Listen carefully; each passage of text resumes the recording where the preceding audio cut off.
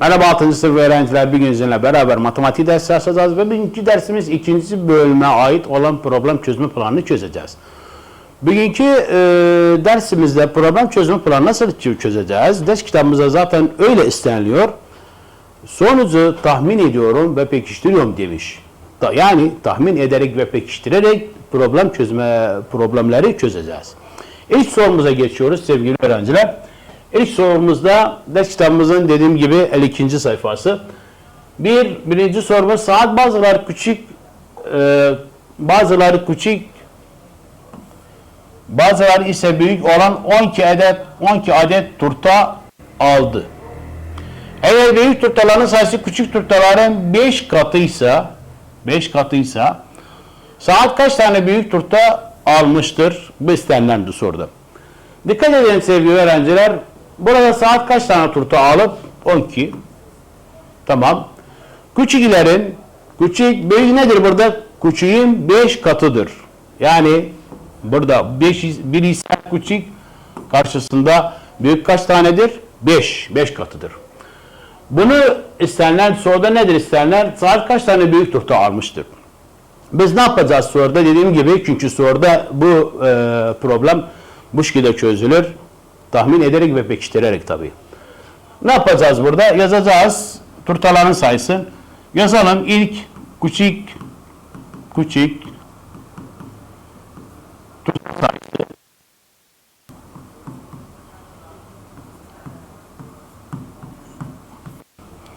Ben alt alta yazdım çünkü yer fazla almasın. Burada büyük turta sayısı. Buraya da toplam yazacağız. Sorunun çözümü bir şekilde olacaktır. Evet.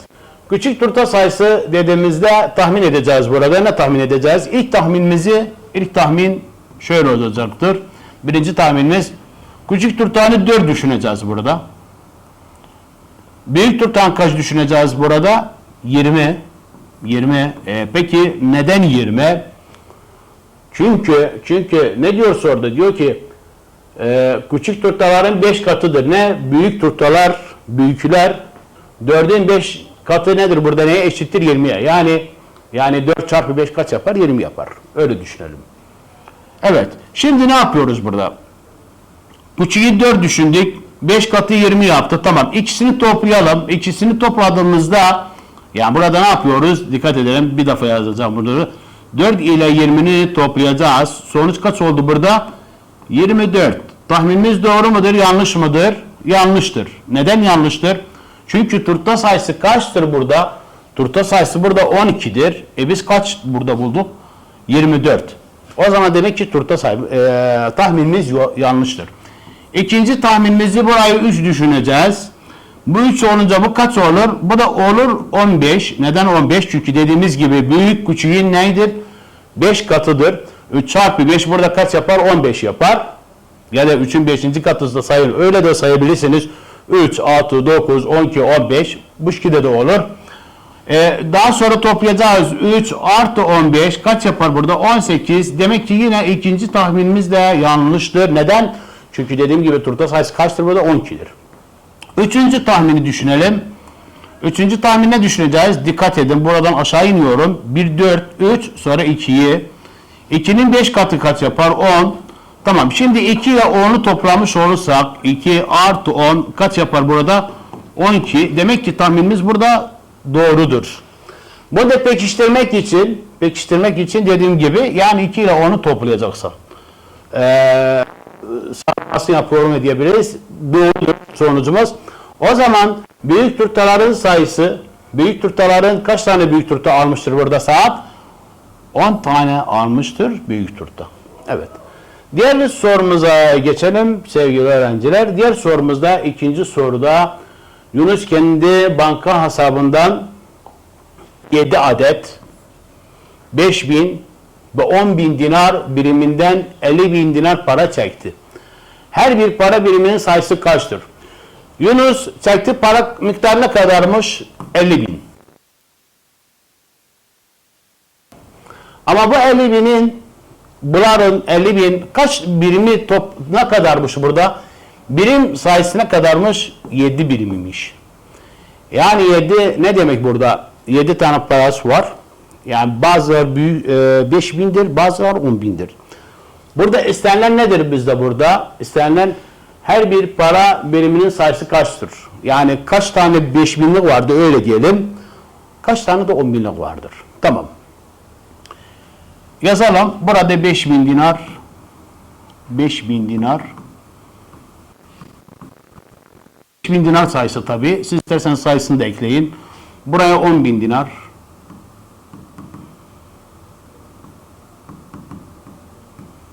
Tahmin ediyoruz yine. Burada toplam. Evet. Ve 5.000 dinarlığı 2 tane düşünelim. 2 tane düşünelim. 2 çarpı 5.000 kaç yapar? Eşittir 10.000. Sıfır yokmuş ki de yapar. 2 çarpı 5 10. Sıfırlar değildir 10.000. Tamam. Bunu 2 düşündük. 10.000'i kaç düşüneceğiz? Burada 5. 5'i neye çarpacağız bu defa? 10.000'e çarpacağız. 5 çarpı 10.000 kaç yapar? 50.000 yapar. Şimdi gelip ne yapacağız? Sevgili öğrenciler dikkat edin. Burada 2 yazdım, burada 5 yazdım. Neden 2, 5 yazdım? Çünkü toplam birim sayısına kadar da burada 7'dir. 2 artı 5, 7 yapar. Tamam. 2 tane 5.000'lik varsa kaç yapar burada? 10.000. 5 tane 10.000'lik varsa kaç yapar burada? 50.000. Şimdi gelip 10.000 ile 50.000 toplayacağız. 10.000 1000 yazacağım ama siz sıfır ekleyin, yani 3 tane sıfır da ekleyin. Burada da ne yap dedik? 50.000 dedik. Toplam kaç yapar burada? Sonuçları olur 60.000. Bu da 50.000'di. Evet. Sonuçlar kaç oldu burada? 60.000. O zaman tahminimiz doğru mudur, yanlış mıdır? Yanlıştır. Neden yanlıştır? Neden yanlıştır? Çünkü çektiği para miktarı ne kadardır burada? Çektiği para miktarı 50.000'dir. Biz 60.000 bulduk. O zaman yanlıştır. İkinci tahminimize geçiyoruz. İkinci tahminimizi 2'den sonra 3'ü düşüneceğiz. 3 alacağız. Yani olmaz 3'ten 6 giderim, 7'ye giderim. Öyle bir şey olmaz. 2'den sonra 3. 3 çarpı 5.000. 5.000'e çarpmış olacak kaç olur burada sonuç? Sonuç olur burada tabii 15.000. Evet. 3 çarpı 5.000, 3 çarpı 5 15, sıfırlar denir 15.000. Burada ne yazacağız 3'ün karşısında? 4 yazacağız. Neden 4 yazacağız? Çünkü dediğimiz gibi 3 ile 4 kaç yapsın? 7. Yani ikisinin toplamı 7 olması lazımdır. 3 artı 4 7'dir. Tamam.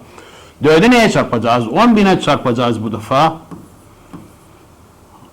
Pardon, özür dilerim. 4'ü 10.000'e çarpacağız. 4 çarpı 10.000 kaç yapar? 4 çarpı 1 4. Sıfırları da indiriyorum. 4 tane sıfır. Ne oldu burada? 40.000 oldu. Şimdi 15.000 ile 40.000'i toplamış olursak, 15.000 ile 40.000'i toplamış olursak kaç yapar? 55.000 yapar bunun sonucu. 55.000.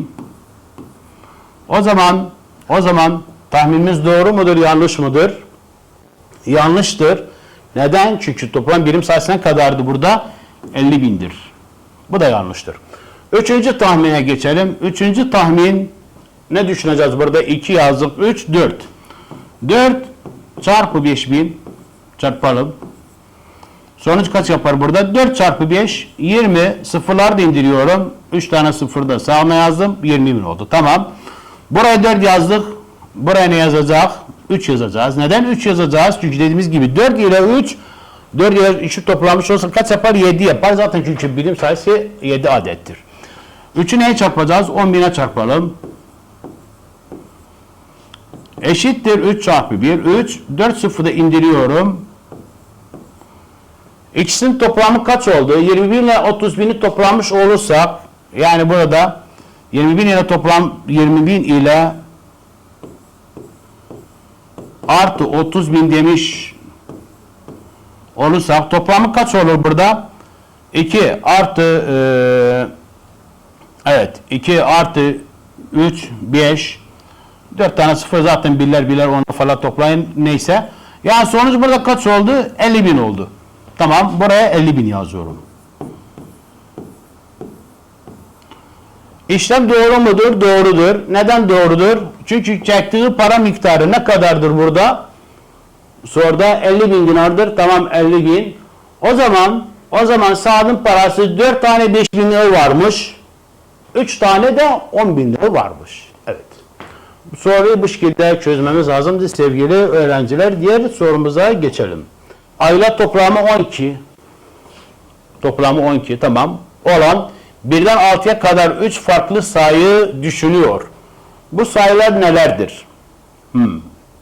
Sevgili öğrenciler, Ayla ne düşünüyor? 3 farklı sayı düşünüyor.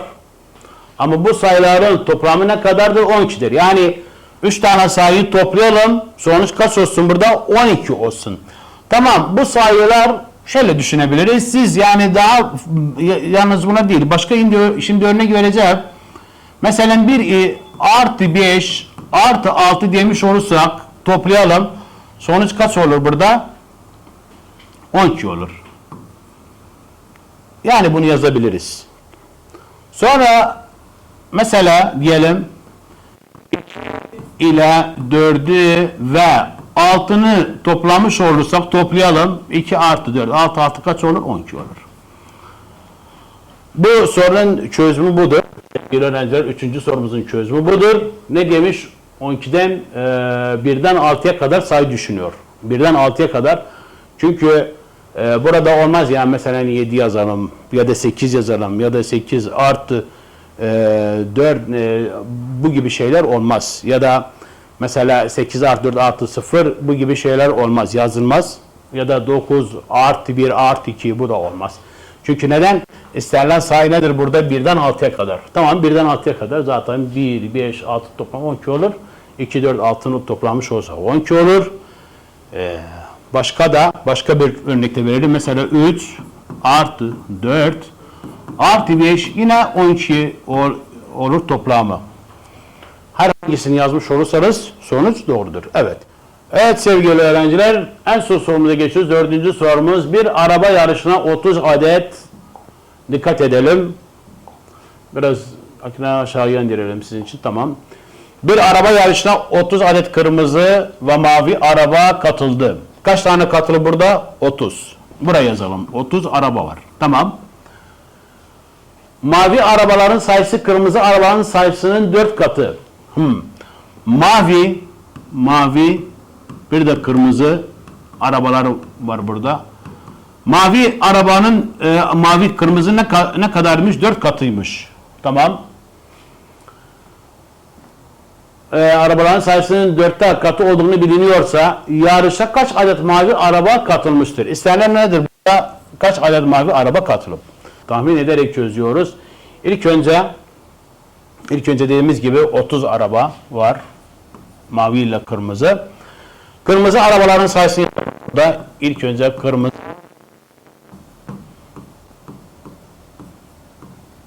kırmızı arabaların sayısı, buraya mavi arabaların sayısı,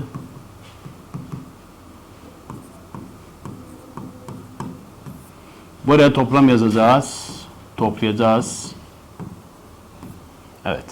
Kırmızı arabaların sayısı, mavi arabaların sayısı toplam, bu şekilde soruyu çözeceğiz.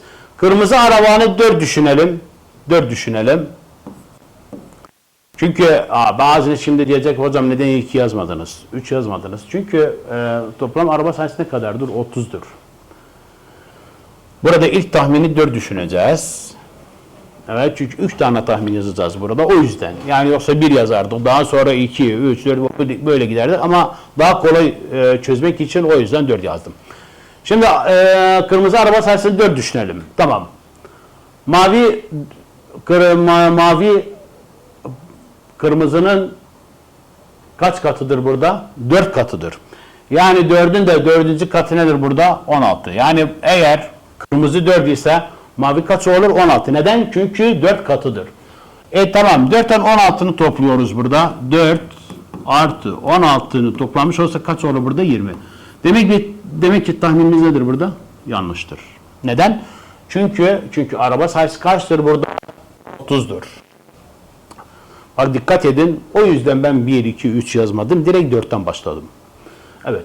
İkinci tahmini ne düşüneceğiz burada? 5. Tamam. 5'in 4. katı nedir burada? Ya da 5 çarpı 4 düşünün. 5 çarpı 4 kaç yapar? 20.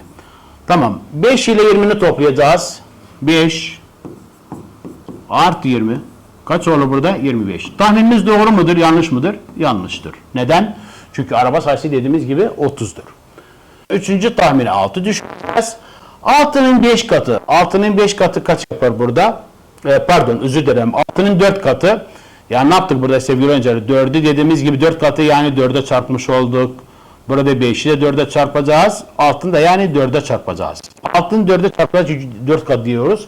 6 çarpı 4 kaç yapar burada? 24. Tamam. Kırmızı 6 düşündük.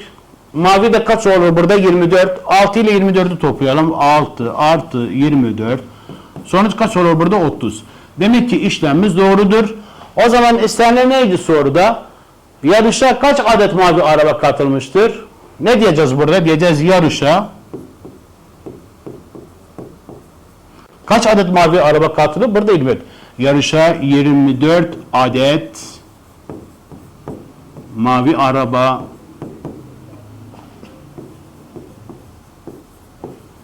araba katılmıştır.